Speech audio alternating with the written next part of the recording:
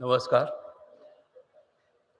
या संमेलनाची निमंत्रण पत्रिका आणि हा विषय 2-3 आठवड्यांपूर्वी माझ्यापर्यंत आला, तेव्हा माझ्याकडून एक चूक झाली. मनोरंजन या शब्दाऐवजी मी नमोरंजन असा शब्द वाचला.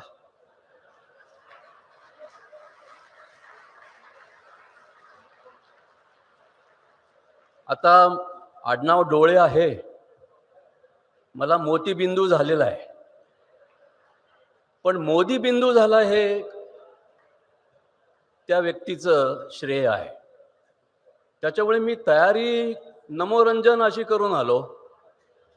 बरं इथे जो संपादक बसलाय खाष्ट आणि खडूस, तो नोरंजन. त्यानं मांडणीच अशी केली की विचारशून्यता म्हणजे मनोरंजन, विचारांकडे पाठ फिरवणे म्हणजे मनोरंजन. त्यामुळे आता मनोरंजन आणि नमोरंजन या दोन गोष्टींचा तोल सावरत सावरत मी माझा विषय सुरू करतो. पहिल्यांदी तुकाराम महाराजांची माफी मागतो. जे का रंजनाने गांजले त्यांसी म्हणावे बापुडे. त्यांच्या त्या काव्याची मी मोडतोड केलेली आहे. जे का रंजनाने गांजले त्यांसी म्हणावे बापुडे, तोची बुद्धू ओळखावा परिचेव तेथेची जाणावा. म्हणजे मनोरंजनानं जे जे काही दिलं जात आहे तरी सुद्धा एक समाज, एक घटक स्वस्थ राहतोय आणि त्याला चेव येतोय. चेव तेथेची जाणावा म्हणजे त्याला कळत नाहीये की हे आपल्या समोर काय येतंय. त्याच्यामुळे मनोरंजनाचं नमोरंजन केल्याबद्दल मैं पूरे देश की क्षमा मांगता हूं, क्योंकि मेरी तपस्या ही कम पड़ गई मुझे समझाने के लिए. मनोरंजन अधिक प्रबोधन ही महाराष्ट्राची एक मोठी परंपरा होती. म्हणजे तुम्ही अगदी बाळशास्त्री जांभेकरांपासून जरी सुरुवात केली आणि मूकनायक बहिष्कृत भारत ही बाबासाहेबांची पत्र जरी बघितली, तरी बाबासाहेबांनी जी काही पत्रकारिता केली त्याच्यामध्ये मनोरंजनाचा हिस्सा होताच. पण त्या मनोरंजनाचा हेतू प्रबोधन होता. आताच्या मनोरंजनाचा हेतू जसं गिरीश म्हणाले तसं की ही विचारांकडे पाठ फिरवण्याची कृती आहे. त्याच्यामध्ये व्यवसायाचा भाग आहेच आहे, पण त्याच्यामध्ये राजकीय भाग जास्त आहे. कारण जी राजकीय सत्ता विचारोत्तेजक नसते, विचारांना उत्तेजन देत नसते, तीच बहुत करून मनोरंजन करायला जास्त प्राधान्य देत असते. किंवा मनोरंजन करणाऱ्यांना ती आपल्या अंकित करायला बघत असते. हिटलरनी तेच केलं, मुसोलिनीनी तेच केलं आणि आत्ता गेल्या वर्षीपर्यंत डोनाल्ड ट्रम्प यांनी सुद्धा केलं. आता गंमत अशी आहे की खुद्द राजकीय नेताच मनोरंजनाचं साधन बनला. डोनाल्ड ट्रम्प अध्यक्ष झाल्याबरोबर New York times, Washington post, Los Angeles times या दैनिकांचे खप प्रचंड वाढले. कारण तोवर अर्थसंकटामुळे आणि नव्या डिजिटल माध्यमांमुळे अमेरिकन वृत्तपत्रांची खूप घुसमट होत होती. पण ट्रम्प आले आणि मनोरंजनाचा सगळा नूरच बदलला. खप वाढले. सॅटरडे नाईट लाईव्हमध्ये अलेक बाळविन नावाचा एक हॉलिवूडचा नट आहे, तो जवळपास रोज शनिवारपर्यंत डोनाल्ड ट्रम्प यांची टिंगल करू लागला. म्हणजे राजकीय नेते मनोरंजनाचं साधन बनतात हे भारत सोडून बाकीच्या जगानं सिद्ध केलेलं आहे. भारतामध्ये मात्र ते सिद्ध करता येत नाही. याचं कारण असं की विचारशक्तीला उपद्रव शक्ती मानलं जात आहे. लोकशाहीमध्ये उपद्रव हवा असतो. त्याच्यात फरक असा की जसं बॅड कोलेस्टेरॉल आणि गुड कोलेस्टेरॉल असतं, तसा चांगला उपद्रव आणि वाईट उपद्रव हे लोकशाहीमध्ये आवश्यक असतात. विरोधी पक्ष, वर्तमानपत्र, टीकाकार, विचारवंत, कलावंत हे राजसत्तेला उपद्रव देण्यासाठीच जन्मतात. कारण तुम्ही ज्या लोकांच्या नावानं सत्ता हस्तगत करत आहात, त्या लोकांचे जर काही प्रश्न असतील, समस्या असतील, तर ती मांडायचा अधिकार या सर्व कलावंत, बुद्धिवंत, विचारवंत यांना असतो. म्हणून मनोरंजनातून प्रबोधन ही महाराष्ट्राची जी मूलधारा होती, ती थोडीशी क्षीण पडली आहे. पण नेमकी तीच उपद्रव देणारी ठरते. म्हणून आजच्या राज्यकर्त्यांना, म्हणजे 2014 पासून जे जे स्वतंत्र झालेले आहेत, त्या स्वतंत्र देशातल्या लोकांना विचारांपासून दूर करण्याची मात्रा सुरू झालेली आहे. आम्ही सगळे स्वातंत्र्यपूर्व काळातले पत्रकार आहोत, म्हणजे 2014च्या आधीचे. त्याच्यामुळे आमच्या कल्पना वेगळ्या आहेत. आम्हाला उगाचच गांधी चांगले वाटतात, जयप्रकाश चांगले वाटतात, लोहिया चांगले वाटतात, नेहरू चांगले वाटतात, कधी कधी सावरकरही बरे वाटतात. पण असा जर भेदभाव तुम्ही पहिल्या पानावर जर दाखवत असाल, तर मग तुम्हाला काही आता सारासार भेदही करता येत नाही असं जाणवायला लागतं. कोण काय बोलतं तो त्याचा अधिकार आहे. पण 2014 साली स्वातंत्र्य मिळणं आणि आम्हा बाकीच्यांची सगळी अभिव्यक्ती हरवणं, याला तुम्ही काय म्हणणार? याला तुम्ही हेच म्हणणार की तुम्ही विचार करायचा नाही, तुम्ही टीका करायची नाही, तुम्ही भाषणं करायची नाही, चर्चा करायची नाहीत, तुम्ही उपद्रव द्यायचा नाही, सबब हे मनोरंजन बघत बसा. आणि मग मनोरंजनामध्ये काय काय गोष्टी येतात, त्यातली एक चुणूक अपर्णा वेलणकरने सांगितली. नटनट्यांच्या गोष्टी असतात, क्रिकेटरांच्या गोष्टी असतात, राजकीय पुढाऱ्यांच्या काही अंतस्थ गोष्टी असतात.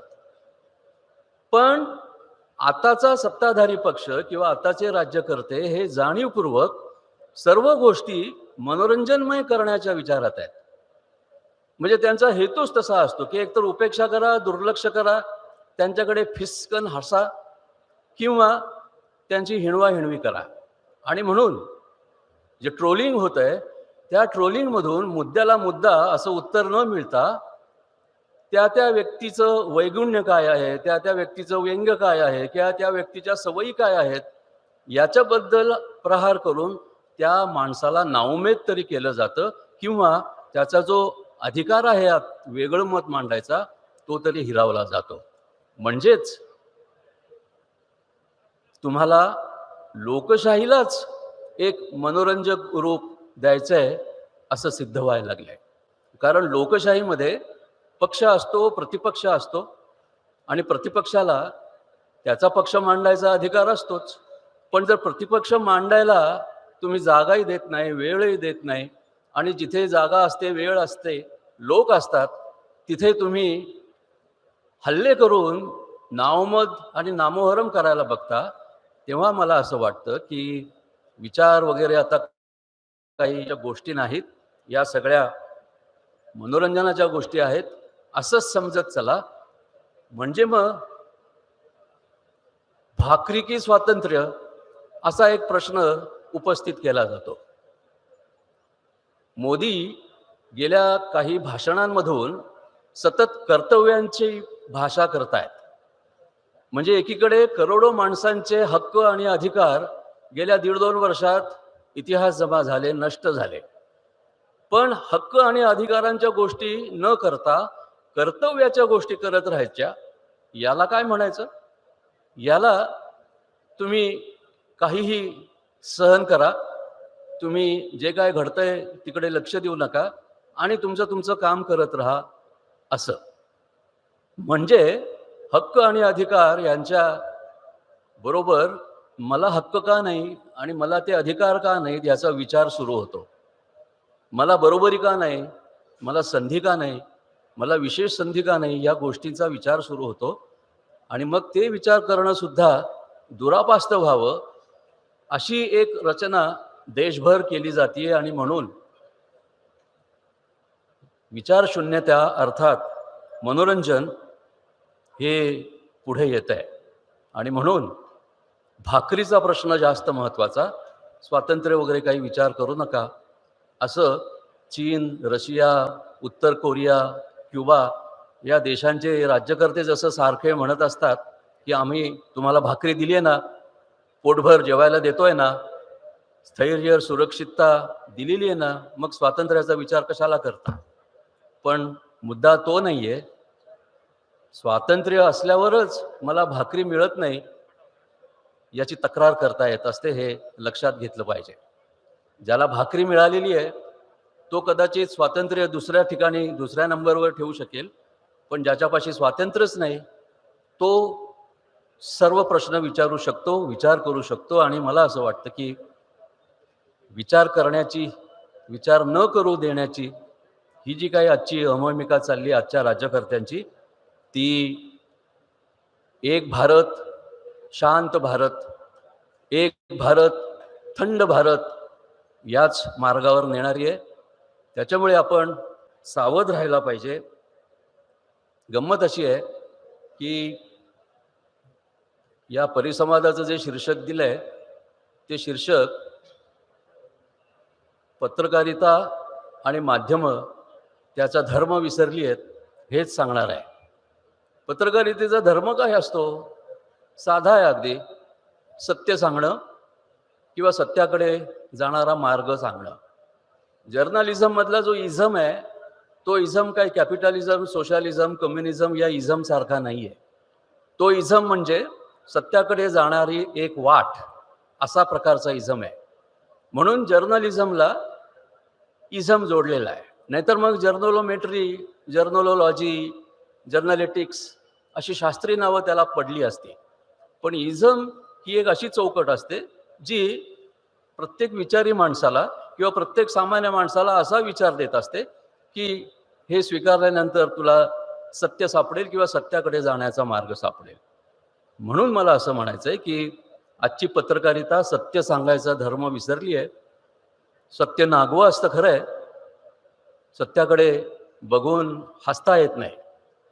नागड्या माणसाकडे बघून हसू येतं, पण सत्याकडे बघून हसू येत नाही. उलट लाज वाटायला लागते माणूस म्हणून की इतकं सगळं घोर वास्तव, महागाई, चलनवाढ, दारिद्र्य, बेकारी, विषमता, सामाजिक अन्याय, जातीयता या सगळ्या गोष्टी वाढत असताना त्याच्याबद्दल विचार न करता केवळ मनोरंजन मनोरंजन मनोरंजन करत राहणं आणि ठेवणं, याचा अर्थ माध्यमांवर तुम्ही असा काही एक अंमल बसू पाहताय की जो अंमल त्या माध्यमांना सुद्धा फार त्रासदायक ठरणार आहे.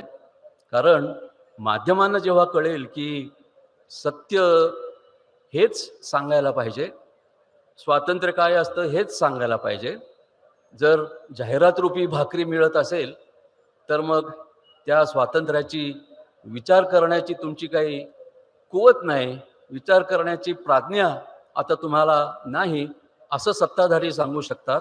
म्हणून मला असं वाटतं की मनोरंजन काही वेळ बरं असतं, पण मनोरंजनाबरोबर प्रबोधन आणि ती राजकीय जागृती, सामाजिक जागृती हा सुद्धा महाराष्ट्राचा एक बाणा होता.